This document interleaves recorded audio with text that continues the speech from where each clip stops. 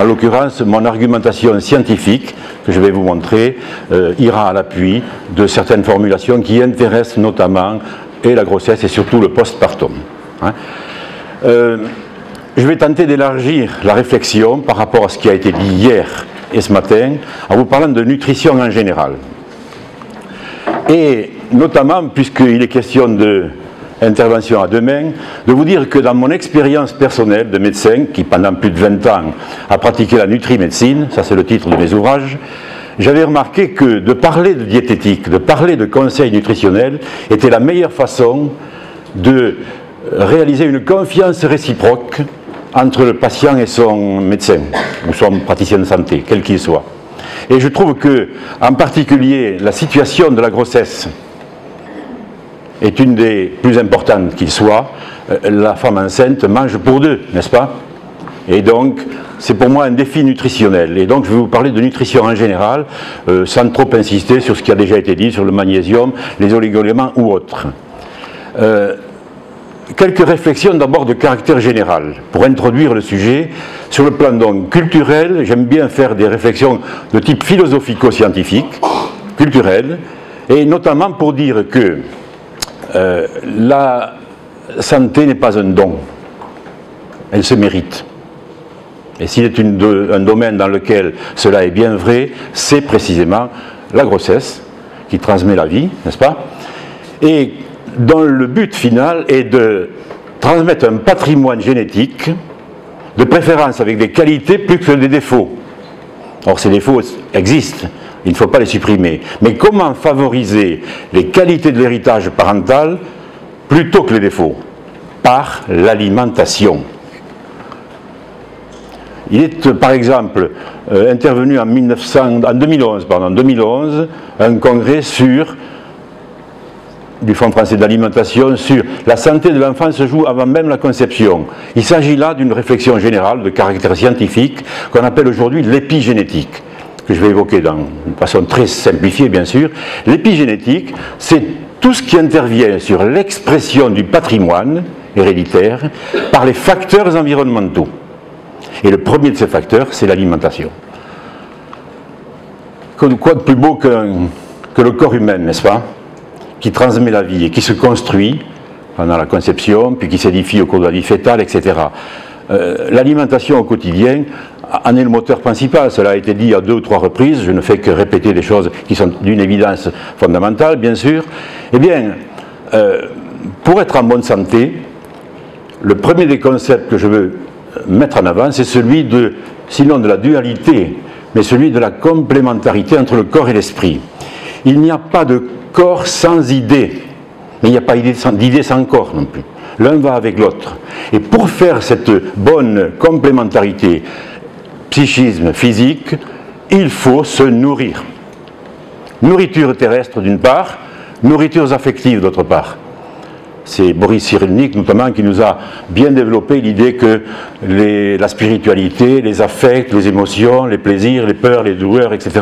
sont une nourriture affective indispensable pour l'esprit, à condition que le cerveau, qui est le maître d'œuvre de tout ça, soit en bon état. Eh bien, ce sont les nourritures qui apportent tout l'essentiel de ce fonctionnement, qui constituent l'intégrité de notre organisme, le soi, dans un contexte environnemental, non-soi, qui agit, avec notamment le stress qui a été évoqué tout à l'heure, avec des traumatismes, avec des infections, et avec les facteurs alimentaires et les facteurs de perturbations toxiques, notamment les fameux perturbateurs endocriniens dont on parle de plus en plus.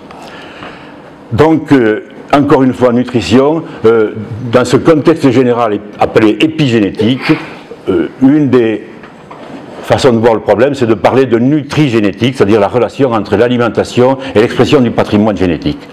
Un deuxième concept très simple, qui est essentiellement lié aux travaux de Danzer à Bordeaux, qui est un éthologue, c'est celui du trépied de la santé. On ne peut pas être en bonne santé si un bon dialogue ne s'établit pas entre 3 pôles. Le pôle, le pôle cerveau, système nerveux central, le pôle glande, hormones, endocrines, et le pôle immunitaire. Et une façon d'éclairer ce message, c'est de dire le cerveau parle aux glandes, le cerveau parle aux lymphocytes, qui le lui rendent bien, qui dialoguent entre eux. Bref, la communication est au cœur de toutes les relations d'équilibre, de biologie, de physiologie, dont l'arrière-plan est toujours et encore, sur la base de notre système génétique, l'apport alimentaire. Donc vous allez voir l'illustration de tout cela dans mes propos sur, d'abord, quelques notions, rappels très brefs des besoins nutritionnels pendant la grossesse, puis comment préparer l'accouchement et le postpartum. Il faut à la fois des macros et des micronutriments. Hein, c'est un rappel très bref. Je me contenterai de donner des qualificatifs. Qualité autant que quantité. Très souvent, dans les écoles de diététique, on met en avant les besoins. En quantité, tant de milligrammes, tant de grammes, tant de ceci, tant de cela. Très bien. La qualité est aussi importante, notamment en termes de structure, notamment les protéines, vous verrez. Diversité, équilibre, on dit qu'il faut un repas équilibré, une alimentation équilibrée. Ça ne veut rien dire. Sauf que ça veut dire qu'il ne faut manquer de rien. Il faut avoir besoin de tout. Il ne faut pas diaboliser un quelconque aliment, ni même l'encenser outre mesure. Je pense par exemple aux œufs. Diaboliser les œufs à cause du cholestérol, c'est une erreur fondamentale. Mais ce n'est pas le sujet d'aujourd'hui. Encore que je pourrais dire quelques mots. Les macronutriments. Les sucres, ce sont les facteurs d'énergie essentiels. On parle d'index glycémique, on parle de sucre lent et rapide, je ne rentre pas dans ces détails, on parle de charge glucidique. Il y a des sucres qui sont directement utilisés, il y en a d'autres qui ne sont pas directement utilisés par le métabolisme. Nous allons le voir écrit ensuite. À côté des sucres, il faut des graisses. Je vais développer quelques petits arguments tout à l'heure sur le rôle des acides gras polyinsaturés, qui sont très importants dans la physiopathologie, dans la physiologie, notamment de la grossesse, de l'accouchement. Et notamment parler de l'équilibre oméga 3, oméga 6. Les protéines. Les protéines, c'est source viande, il y a les protéines animales et les protéines végétales, sur lesquelles je reviendrai à la fin. Natives ou dénaturées? Tolérées ou pas? Digestibles ou pas? Toutes ces questions sont importantes pour prévoir si la qualité de l'alimentation satisfera à la fois les besoins et la tolérance, vous allez le voir. En dernier point, j'ai mentionné les fibres. Les fibres font partie essentiellement des sucres. Elles sont soit fermentescibles, soit non fermentescibles. Je vais, dans le schéma suivant, je crois, rappeler ce que sont des prébiotiques et des probiotiques, dont la mode s'est développée notamment à l'occasion de la mise au point de ces fameux yaourts et autres produits lactés fermentés qui ont des avantages et des inconvénients, bien entendu. Un probiotique, c'est un micro-organisme, bactérie ou levure, qui, lorsqu'il est ingéré en quantité adéquate, produisent un bénéfice pour la santé, en améliorant son équilibre bactérien intestinal. Définition de 1989, qui n'a pas changé depuis. Donc il y a là un aspect bénéfique. Il y a des contreparties, notamment ici à Marseille, le professeur Raoul travaille sur les excès des probiotiques qui contribuent à l'obésité, chez le rat mais aussi chez l'homme. Enfin, ça c'est un point de détail. Quant aux prébiotiques, les prébiotiques ce sont des molécules non digestibles, ce sont des sucres, que l'on appelle aussi des oligofructosaccharides, peut-être ce nom ne vous a pas échappé, et qui sont donc utiles pour faire fonctionner la flore intestinale, sur laquelle je vais revenir à plusieurs reprises. Quant aux micronutriments, dont il a été question depuis le début de la matinée, magnésium étant un macronutriment, mais le silicium, le cuivre, le zinc, le manganèse, sont des minéraux susceptibles d'entrer dans un schéma de déséquilibre nutritionnel tel que je l'ai illustré ici. Les raisons sont en général cumulatives qui provoquent un tel déséquilibre. Par exemple, et d'abord, s'il s'agit de la grossesse ou de l'allaitement, le besoin qui est accru, premièrement. Parfois, le fait que la ration énergétique étant insuffisante, notamment lorsque des femmes pratiquent des régimes souvent aberrants, eh bien, l'apport étant insuffisant en vitamines, minéraux, oligo-éléments, le déficit se creuse. On parle alors, pour des raisons de la nature des aliments venant de la production alimentaire ou de l'industrialisation de cette production, on parle souvent de calories vides. En réalité, c'est aussi la faiblesse ou la teneur faible en minéraux et vitamines des aliments que l'on consomme. On appelle ça la densité nutritionnelle, qui est insuffisante. Pour ces différentes raisons, auxquelles s'ajoutent souvent les conditions de fonction digestive, notamment liées au stress et à la perte du magnésium, eh bien, ce tel déséquilibre est synonyme de subcarence, mais surtout de vulnérabilité, au plan métabolique, au plan biochimique de la régulation physiologique. J'ajouterai pour mémoire qu'au-delà de ces considérations purement alimentaires, il y a aussi des risques de toxicose, enfin d'intoxication. Je ne parle pas du tabac, enfin on connaît le tabac, j'aurai le temps de vous parler du cadmium par exemple dans la fumée de cigarette, mais l'abus d'alcool est également mal considéré bien sûr, le risque des médicaments. On a évoqué tout à l'heure les psychotropes, les tranquillisants, les somnifères, etc., qui sont souvent abusivement consommés, les polluants et perturbateurs, enfin bref, tout un tas de risques toxiques qui peuvent être partie prenante de l'alimentation, mais aussi des facteurs de l'atmosphère que l'on respire. Bon, c'est un sujet en soi, qu'il n'a pas le temps de débattre. Je veux m'appesantir un peu plus sur le deuxième cerveau. Priorité au tube digestif. Les aliments rentrent par la bouche. Le tube digestif, c'est la porte d'entrée de la vie. Si son fonctionnement est incorrect, beaucoup de problèmes s'en suivent. La fonction digestive est essentielle pour de multiples raisons. Je rappelle que le tube digestif, ça sert à dégrader les aliments, à les mettre en petites molécules qui seront absorbées pour ensuite nourrir par le flux sanguin toutes les cellules de l'organisme, mais une des fonctions prioritaires du tube digestif, c'est son immunité. Les fonctions immunitaires sont à 75% à peu près dans le tube digestif. Une façon de voir les problèmes sur le plan plus clinique, dont j'ai eu beaucoup d'expérience dans ce domaine-là, c'est de constater que par la porte d'entrée du tube digestif rentrent donc les aliments qui participent avec d'autres facteurs en cause, à de multiples affections. J'appelle ça la causalité systémique. Plusieurs facteurs font plusieurs effets.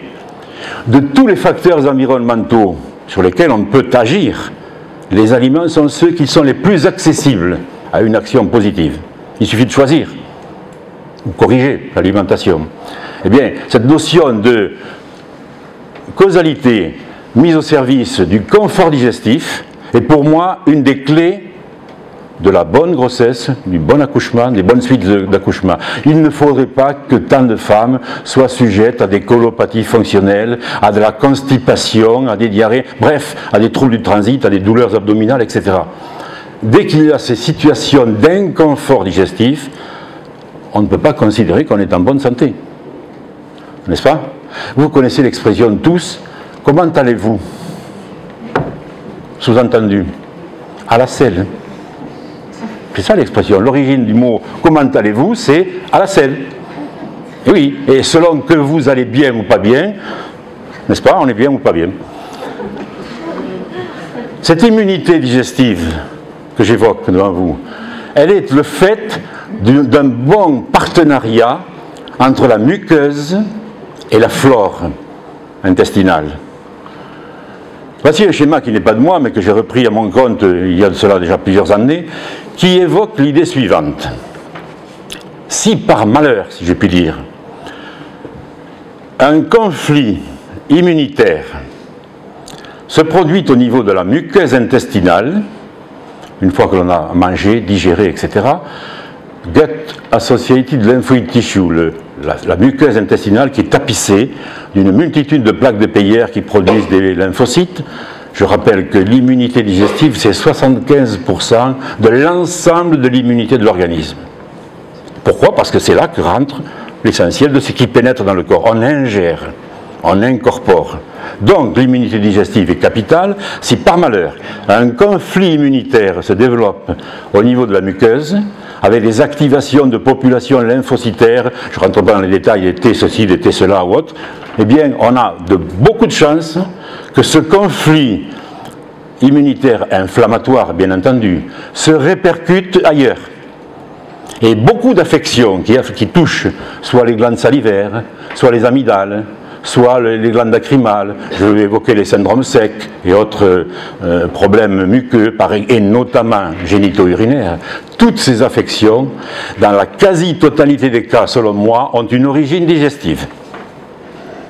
Et tant qu'on ne se préoccupe pas de corriger un désordre immunitaire au niveau de l'intestin, on ne résout pas bien le problème. Alors, le concept d'hétéropathie intestinale est un peu complexe à définir, mais je vais simplement ici mentionner le fait qu'on a donc besoin, en mangeant, d'avoir une tolérance vis-à-vis des aliments, tolérance soit sur le plan de la digestibilité, c'est-à-dire que les enzymes pancréatiques notamment fassent leur travail de digestion, et que ensuite les facteurs liés après la digestion soient tolérés sur le plan immunitaire par la muqueuse. S'il n'y a pas cette tolérance biochimique et immune, tout ne va pas, rien ne va plutôt. Et il se trouve, et je le déplore, que certains aliments aujourd'hui qui sont passés par la transformation industrielle et par la production intensive sont mis en cause. Je déplore que ce soit le lait et le blé. Je ne vais pas, ce n'est pas le discours essentiel de ce matin, mais il y a des raisons dans les façons de faire et de produire les aliments industriels aujourd'hui qui font que le lait et le blé sont les plus affectés par ce problème. Et ça devient un problème de santé publique que bien entendu les lobbies industriels dénigrent, ou dénigrent ceux qui en parlent. Je ne vous cite pas le cas de Jean Seignalet et de tout ce qu'il a dit et de moi ce que j'ai écrit, mais enfin, on a des arguments très très forts pour dénoncer cette situation. Alors maintenant, parlons plutôt de l'orientation obstétrique, accouchement, ensuite. Je voudrais développer 3 paragraphes. Plan métabolique général, dire quelques mots sur les acides gras, quelques mots, mais cela est déjà évoqué par mes confrères physiques tissulaires, et puis dire quelques mots aussi du psychisme et du baby blues, de la prise en charge de la dépression du postpartum. Donc, premièrement, au plan métabolique général. Quelques mots, bien que cela soit un peu technique, sur les fameux équilibres 6-3 des acides gras polyinsaturés. Tout le monde entend parler des huiles enrichies en oméga 3, etc., etc. Alors, je vous rappelle que dans l'alimentation de base, les huiles végétales peuvent, selon leur nature, apporter des acides gras qu'on appelle polyinsaturés, soit de type oméga 6, soit de type oméga 3. Donc voici les 2 chefs de file. Je ne vais pas rentrer dans les détails de tout ce qui est écrit ici, je retiens la philosophie de cela. La philosophie, c'est un équilibre entre ces 2 familles, dont on souhaite que la proportion alimentaire quotidienne soit d'environ 5 pour 1. Alors qu'actuellement, la proportion est de l'ordre de 30 à 40 pour 1. Il y a une insuffisance criante d'apport en oméga 3. Pour corriger ce défaut, on ne peut pas compter uniquement sur les apports des huiles végétales, dont vous allez voir la source ensuite. Il faut compter sur les origines marines, poissons, fruits de mer, etc., qui sont riches, ces huiles sont riches en acides gras à longue chaîne, EPA, DHA, que voici. Je vais dire quelques mots supplémentaires à la suite, et ne pas m'attarder sur tout. Vous m'entendez bien? Oui, très bien. Bon. Donc, équilibre très important, car, d'abord et avant tout, les 2 plaques tournantes que vous voyez ici, AA et EPA, peu importe leur nom, sont indispensables pour construire les cellules, les membranes cellulaires, et particulièrement les membranes cellulaires du cerveau, des cellules neuronales, et particulièrement celles du fœtus, de l'embryon, du fœtus, du nouveau-né, n'est-ce pas? Au point que, vous allez le voir ensuite écrit, la quantité de poissons qui rentre dans l'alimentation maternelle va conditionner l'état mental et le quotient intellectuel du futur enfant. Je pèse mes mots en disant cela. Deuxième aspect aussi, ces métabolites qui s'appellent les prostaglandines, plus généralement des prostanoïdes, eh bien, sont de caractère soit pro-inflammatoire, soit anti-inflammatoire selon que l'on considère la famille 6 ou la famille 3. Je n'entre pas dans les détails techniques de pro-agrégants, vasoconstricteurs, anti-agrégants, ou vasodilatateurs, etc. Il y a des tas d'arguments, je les évoquerai à la fin. Donc, pour toutes ces raisons, il faut se préoccuper de cet équilibre oméga-6, oméga-3. Je ne déforme pas la pensée de Jean-Marie Bourg, qui est le spécialiste français des oméga-3. En termes de AGPI, oméga-3, EPA, DHA, la grossesse dure, non pas 9 mois, mais 18 mois. Cela veut dire qu'il faut préparer, bien avant une conception, un stock, notamment dans la matière lipidique du corps, dans la graisse du corps, un stock de PA-DHA, pour qu'ensuite, effectivement, le cerveau de l'enfant soit bien développé et que son état mental, etc., soit de qualité. Je viens d'évoquer l'idée qu'il pouvait y avoir des effets agrégants, anti-agrégants, etc. Je crois qu'hier, il a été question déjà de ce sujet. Le risque hémorragique, notamment en fin de grossesse, lié à un apport excessif en oméga 3, peut être discuté, bien qu'on a un effet plutôt favorable en termes de anti-thrombogénèse, c'est-à-dire anti-risque d'obstruction des vaisseaux. Alors, la réponse à cette discussion, c'est la dose.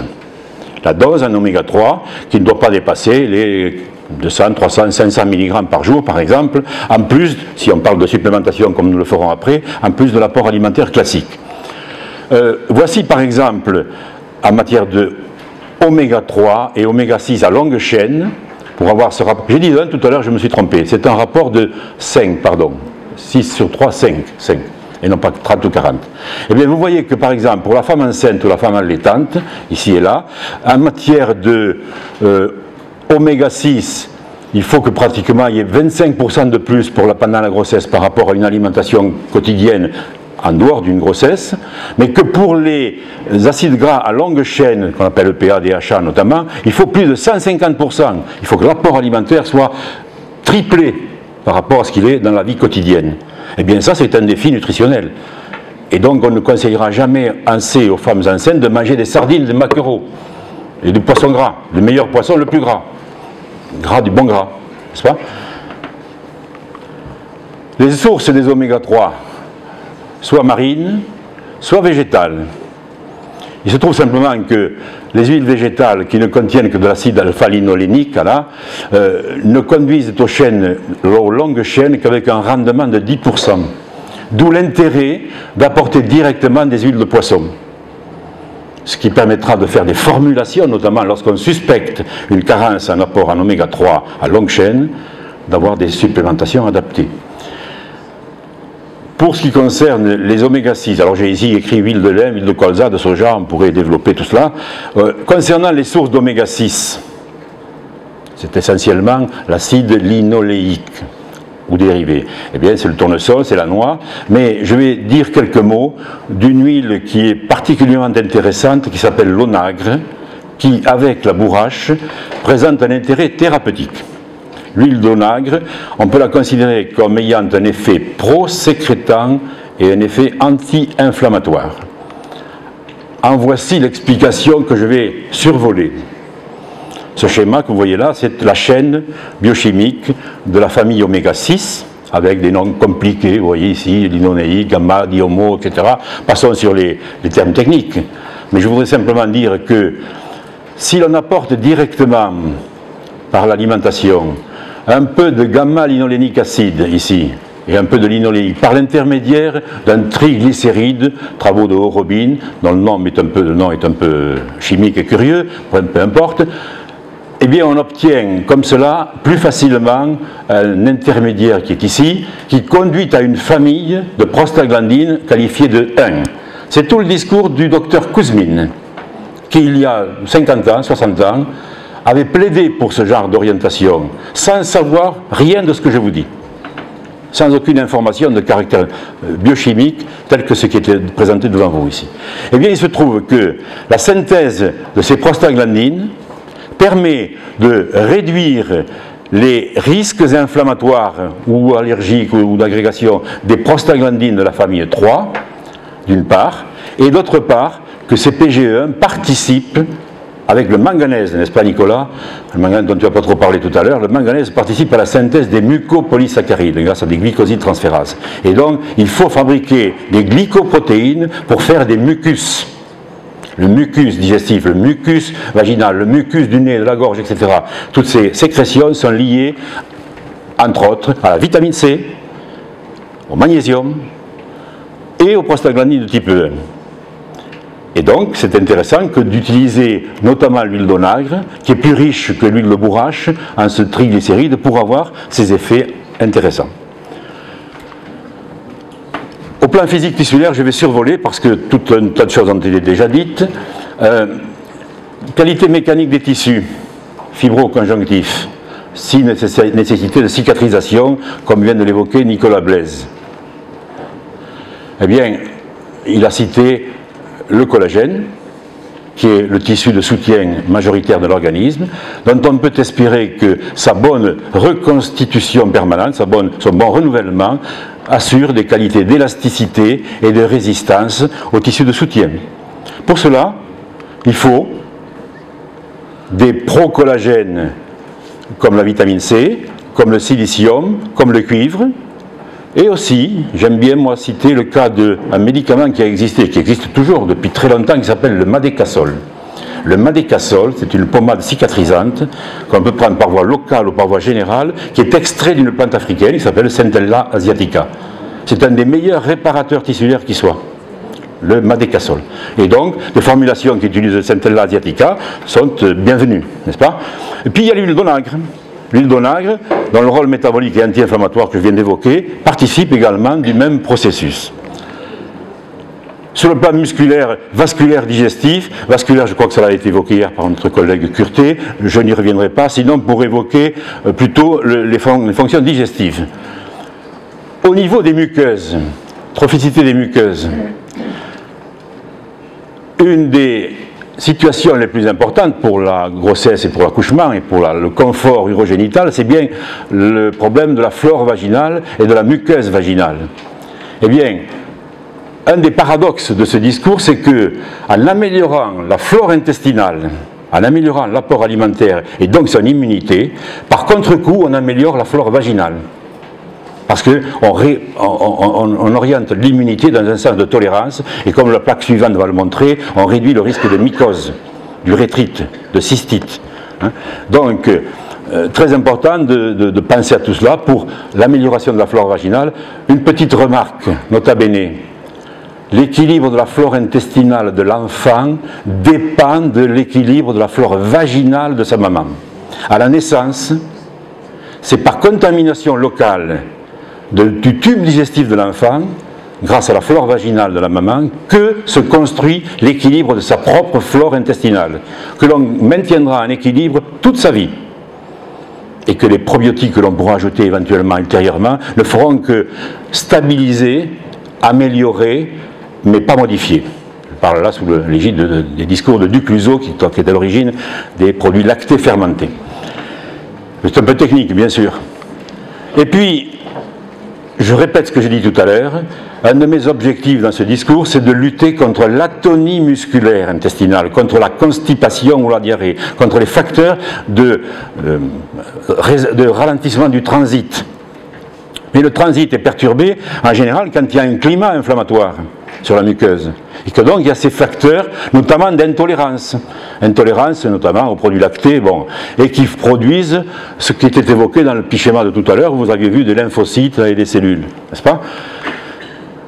Et tout cela permettra aussi de réduire les risques infectieux qui font souvent le lit d'un inconfort pendant la grossesse et après la grossesse.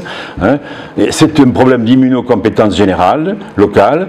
Encore une fois, le tube digestif est en cause. Donc, si l'on fait des choix et si on évite des intolérances, si on évite ce climat inflammatoire digestif, on évitera une répercussion partout ailleurs, et notamment au niveau urogénital. Alors pour cela, bien, apport des oméga 3 par rapport aux oméga 6, apport des probiotiques, apport des oligo-éléments, cuivre, zinc, sélénium, et des vitamines de toutes sortes, notamment des vitamines antioxydantes. Bon, je ne rentre pas dans les détails.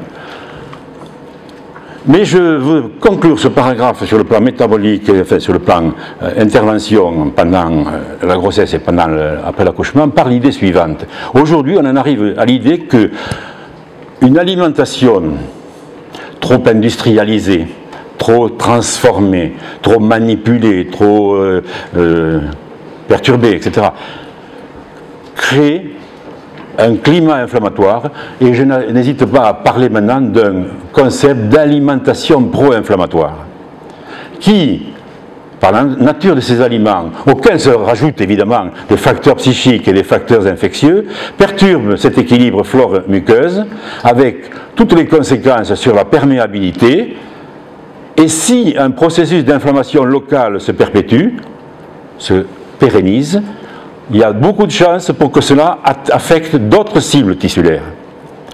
Et donc il faut essayer d'apaiser l'immunité digestive pour améliorer la santé générale. Ça, c'est un concept qui est d'une évidence maintenant qu'on ne peut plus nier. Abordons les troubles du comportement, le psychisme. Les neuromédiateurs, je parle ici sous l'égide des travaux de Wurtman, essentiellement, qui est un Américain à Harvard School, qui a travaillé sur l'origine diététique des neurotransmetteurs. Nous abordons le système nerveux central avec notamment des molécules qu'on appelle des médiateurs, des neuromédiateurs, comme la dopamine, sérotonine, dont l'origine est exclusivement alimentaire, à partir d'acides aminés qui viennent des protéines, dont le choix des protéines va déterminer déjà la synthèse de ces médiateurs. Et puis, parallèlement, les hormones, car entre cerveau et hormones, l'un parle à l'autre, l'autre parle à un, c'est tout le principe de l'endocrinologie, des molécules comme la leptine, comme l'ocytocine, qui est l'hormone de l'accouchement, de la contraction, et comme aussi les estrogènes et la progestérone, viennent alternativement soit d'acides aminés, soit du cholestérol. Et il y aurait lieu de discuter aussi de l'intérêt de ne pas diaboliser le cholestérol comme on l'a fait, qui n'a qu'une responsabilité relative en matière de risque cardiovasculaire. Mais ce n'est pas le sujet d'aujourd'hui. C'est pas le sujet d'aujourd'hui. Quelle heure est-il? Vous me donnez 5 minutes, encore 10 minutes. 10, ça me plaît. Deux mots sur le tryptophane, mais je vais aller vite. Alors, l'un des problèmes qui est lié au tryptophane, c'est le problème du poids et des troubles du comportement alimentaire et de la sérotonine, mais aussi les troubles du sommeil, la déprime, l'appétence pour les sucres. La sérotonine est le principal messager de la satiété. Bref, il faut avoir une alimentation de qualité en termes de tryptophane par l'équilibre que vous allez voir dans un instant. Il faut évoquer aussi l'idée que les traitements classiques pharmacologiques de la déprime, que l'on appelle les ISRS, les inhibiteurs sélectifs de la recapture de la sérotonine, ne sont pas la panacée, loin de là. Leurs effets secondaires, sécheresse muqueuse, perturbations digestives, etc., perturbations du transit, sont presque rédhibitoires en termes de traitement. Je préfère de beaucoup d'autres alternatives, parmi lesquelles, outre le millepertuis, outre qui est un peu anti-anxiolytique, il s'est développé depuis quelques années une étude, notamment menée par des Iraniens, à Konzadeh en Iran, et donc qui parle des extraits de safran. Donc on s'intéresse au safran de plus en plus, et notamment des études cliniques ont montré l'intérêt des extraits de safran versus Prozac. Ça c'est le Prozac. Hein, et qui en plus ne semble pas présenter de contre-indications, sinon relatives, pendant la grossesse ni pendant l'allaitement. Donc c'est intéressant. Alors, que fait-on pendant l'accouchement, avant l'accouchement, pardon, et puis après? On mange bien sûr. On donne des conseils diététiques et on peut, le cas échéant, apporter des compléments alimentaires. Mais si on est une femme avertie et qu'on est déjà mère de famille, on cuisine d'abord. On fait le marché. Et on fait la soupe. N'est-ce pas? Vous riez, mais c'est... Et on met sur la table un panier de fruits. Il va venir après. Donc je veux insister en disant que d'une part il faut couvrir les besoins, c'est important, mais il ne suffit pas de couvrir les besoins pour être satisfait de son alimentation, il faut aussi que les aliments que l'on ingère soient bien acceptés par l'organisme. Donc d'une part couverture, d'autre part acceptation. l'un ne va pas sans l'autre. Le discours qui ne consiste qu'à dire il faut couvrir les besoins par telle et telle quantité est insuffisant. Il faut la tolérance. Et voilà ce qu'il faut aussi. Moi, j'ai pendant des années plaidé auprès de mes patients de mettre sur la table un compotier ou un panier de fruits et de légumes pour tenter les enfants de consommer. Vous savez que la plupart des enfants ne consomment pas ou peu de fruits frais et de légumes frais, et pour des raisons d'éducation essentiellement, et de mode de vie. Au plan pratique, la clé de l'équilibre alimentaire, c'est cette équation ici. Si vous faites en sorte que l'apport de protéines de type d'origine animale soit équivalent à celui des protéines végétales, vous obtenez, je ne vais pas insister dans le détail, par voie de conséquence de cet équilibre, une bonne répartition des bons et des mauvais, pour ne prendre que les qualificatifs grand public, des bonnes graisses, des bons sucres, des mauvaises graisses, etc. Et je veux plaider ici pour réhabiliter, tout à l'heure c'était écrit dans la liste des produits de Patrick Chavot, les légumes secs, les lentilles, les haricots sont les meilleurs apports de tout un tas de facteurs nutritionnels, notamment de bonnes protéines. Pour éviter des intolérances aux protéines, malheureusement, je le déplore, du lait et du gluten, il y a lieu de remplacer une part de celle-ci par les lentilles, les haricots, les légumes secs en général, certaines céréales autres que le blé, mais ça se discute tout ça, et aussi des quinoa par exemple, je pense à ça, des céréales, des champignons, bref. Alors, j'ai été amené pendant des années à proposer, moi, des réductions, des corrections diététiques, pour des raisons notamment de pathologies importantes comme les maladies auto-immunes, polyarthrite rhumatoïde, lupus, etc. Bon, ce n'est pas le sujet d'aujourd'hui, mais sachez que cette orientation qui consiste à corriger l'alimentation dans ce sens est utile et peut se discuter avec le concours de quelqu'un qui est bien averti, notamment un médecin. Quant à la supplémentation, est-ce une mode, est-ce une nécessité ? Compte tenu de tout ce qui s'observe en termes d'épidémiologie sur les subcarences micronutritionnelles pendant la grossesse et à terme, je pense personnellement que ce n'est pas une mode, mais une nécessité que de proposer dans des formulations intelligentes qui ne vont pas dépasser les AQR, c'est-à-dire les apports quotidiens recommandés, d'apporter des vitamines, des minéraux, des flavonoïdes, des acides gras polyinsaturés, le cas échéant des pré et des probiotiques, de balancer correctement les minéraux, notamment le magnésium et le calcium, ici, et puis il faudrait discuter du sel, du potassium, mais bon, et puis aussi pratiquer des cures dont on peut discuter l'intérêt sur le temps, sur la durée, sur le dosage, sur l'équilibre et la synergie entre minéraux et vitamines, etc. Bon, bref, tout cela sous la forme de propositions personnalisées. À mon avis, on ne peut pas dire, je veux dire par là que si une femme, pendant la grossesse, achète des compléments alimentaires, en veux-tu, en voilà, comme font les Américaines notamment, on court à des risques de déséquilibre et de mauvaise régulation métabolique. Compléments alimentaires, vous envoyez ici une liste de différents types de labos qui ont tous réfléchi à des formulations que j'ai appelées intelligentes. Je voudrais, pour conclure mon intervention, vous signaler, donc, comme je l'ai dit en introduction, que le laboratoire d'Ergam, dont je parlais, a mis au point une stratégie de prise en charge, notamment de l'orientation de l'accouchement et des suites de l'accouchement, contenant précisément ce que j'ai indiqué, des oméga 3, de l'huile d'onagre, du silicium, des vitamines antioxydantes et notamment du Centella asiatica, ici, pour améliorer trophicité des muqueuses, lubrifier les voies vaginales, accélérer la cicatrisation, rééquilibrer la flore. Et puis, on peut y associer, je le souhaite personnellement, des probiotiques.